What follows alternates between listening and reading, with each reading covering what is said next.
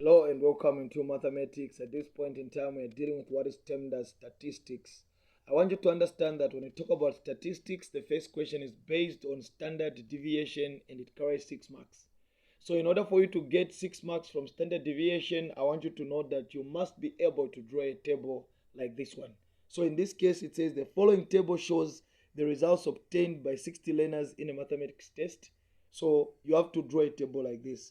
You must know that you start with x, then you go to f, then you go xf, then you go x minus x bar. X bar is mean in Greek. Then you have x minus x bar squared. Then you have f open bracket x minus x bar squared. So this table you must be able to draw from your mind. So I'm saying that for you to get the 6 marks from standard deviation, you must be able to draw this table. I must tell you that there are quite a number of other tables that you can use, but this one I think is the simplest. So in this respect, here there is x. So where do you find the x from? So if you check out from the table here, because the question is saying calculate standard deviation, so you check out these numbers. There are times when the x values will be given in a range. So in this case, this is a range. They're saying 0 to 10, 10 to 20, 20 to 30, 30 to 40, 40 to 50, 50 to 60, 60 to 70, 70 to 80. So when these values have been given in a range, you add them and divide by 2. That's what you're going to substitute for x. So we'll say 0 plus 10, that's 10. Divided by 2, it means there is a 5. 10 plus 20, 30. Divided by 2, this one is going to give us a 15. 20 plus 30, that's a 50. Divided by 2, 25. 30 plus 40, 70. Divided by 2, it's 35. So 45. Then we're going to have 55, 65, 75. So you ought to add the two numbers, then divide by 2 always. But there are times when these values are not given in a range, they are just given exact. So in this case, remember to add and divide by 2. So we can bring these values now on x. So that will be 5, 15, 25, 35, 45, 55, 65, 75. So this is the table you're going to play with. So in this case, you can write these guiding lines to avoid making mistakes. You might want to draw these lines to avoid making errors or maybe writing another value on another one. So in this case, f represents the frequency. So this number that is here, the 5 appeared 2 times. So there you put 2. The 15 appeared 6 times, you put 6, because frequency or number of learners, it represents how often a certain number appeared. So 25, you put 10, then you put 12, then you put 8, then you put 4. Is it? Have I skipped a number? So I said 2, then 6, then 10, then 15. Then from 15, that's when you get to have 12. Then from 12, you have 8. From 8, you have 4. From 4, you have 3. So now, if you check out the third column, it's xf, it means these two have been put together. So they can only be put together when you're multiplying them. So you're going to say 5 times 2, it gives you a 10. 15 times 6, it gives you a 90. 25 times 10, it gives you a 250. Then you're going to say 35 times 15. 35 times 15, it gives you 525. Then you're going to say 45 times 12. So 45 times 12 will give you a 540. So that is 540. Next, it will be 55 times 8. So this one is giving us a 440. Next, it is a 65 times a 4. So this one is giving us a 260. Then 75 times 3, it is a 225. So x, you saw we added the two values and divided by 2. Frequency, we just got the numbers beneath and substituted them. xf, you just multiply. So in this case now, x we already know it is 5 minus 15 minus 25 minus 35 minus 45 minus 55 minus 65 minus 75 minus what? X bar. So you have to calculate x bar, which represents mean. How do you do that? You say, okay, x bar equals to summation of xf over summation of f. Summation of xf means the sum of what is in xf and the sum of what is in f. So we have already been told that we are dealing with 60 learners. So that is what f is. Even if you add 2, 8, 18, 33, 45, that is 53, that is 57, that is 60. So these, when you add them, they'll give us a 60. So you have to add up what is in xf. So in this case, it will be 260 plus 225. So I've added these 2 plus 440.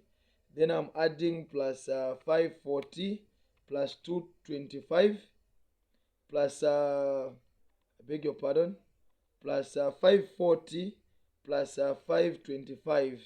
Then from there, I'm going to add plus 250. Then from 250, I'm going to add plus 90. From 90, I'm going to add plus 10. So this one has given me 2340. So I'll divide this 60 into this number. So divided by 60 equals to, so it has given me 39. So meaning my x bar equals to 39. So there I'll just say 39, 39, 39, 39, minus 39, 39, 39, 39. So in this case, if you check out this one, it is the same as this one. They've just put a square root. If you check out this one, it is the same as this one. They've just put f. So the first stage is to say 5 minus 39. What does it give you? It gives you negative 34. Don't write the negative 34 anywhere. Once it has written negative 34 like this, it has written negative 34 there. So with the negative 34 written, you just have to punch on square. So you punch on square, then you punch equals to. It has given you 1156. This is the value that you write here. 1156. Whilst the 1156 is on display, if you check out this and that, they are the same. So I'll just multiply 156 times the frequency. So this is the 156. So I'll multiply times the frequency, which is the 2. So it will be times 2. So this one will give us a 2, 3, 1, 2. I'll go to the next one. I'll say 15 minus 39. It is giving me negative 24. So this negative 24 I'm not writing anywhere. I'll first punch per square, papa, then equals to. So it is giving me 576. With the 576 on display, you multiply times the frequency so that you can fill in the last column. So it will be this one times 6. So it is giving me 456. That's what 3,456. Next, I'm going to say 25 minus 39.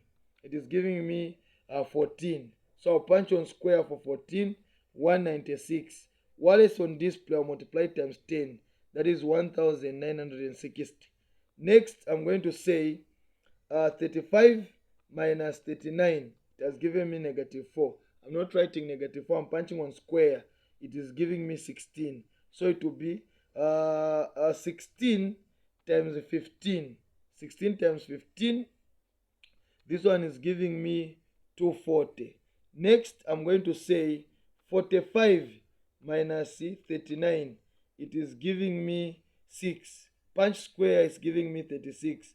So 36, so I'm going to say 36 times 12. It is giving me 432. Next, it will be 55. 55 minus 39. It is giving me 16. 16 squared, that is 256. That is 256. 256 times 8. It is giving me 2048. Then we have 65 minus 39. It is giving me 26. Squared, it is giving me 676. I will multiply that times 4. It is giving me 2,704.